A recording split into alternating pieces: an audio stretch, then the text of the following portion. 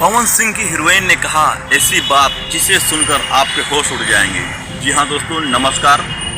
आप सभी को दीपावली की ढेर सारी शुभकामनाएं। दोस्तों, पवन सिंह की हीरोइन राधा देखिए क्या बोली अपने शादी के बारे में। राधा ने कहा कि मेरे चाहने वाले और मेरे ऑडियंस जो मुझे पसंद करते हैं, अगर मुझसे प्यार का इजहार करते हैं तो मैं ज़रूर शादी उनसे करना चाहूँगी। और साथ ही उन्होंने कहा कि जब मैं इंडस्ट्री में नई आई थी तो मुझे बहुत सारा स्ट्रगल करना पड़ा था, लेकिन भगवान की दया और दर्शकों का प्यार ऐसे मुझ पर पड़े कि मुझे कई सारे एल्बम लगातार मिलते रहे और मेरा काम लोगों को खूब पसंद आया।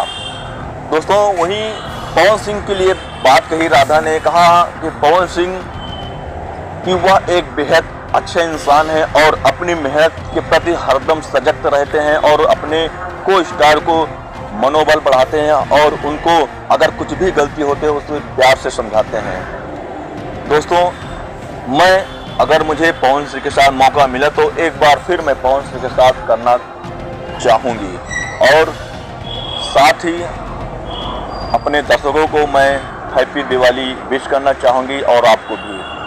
मिलते हैं आपको नेक्स्ट वीडियो में। जय हिंद, जय भारत।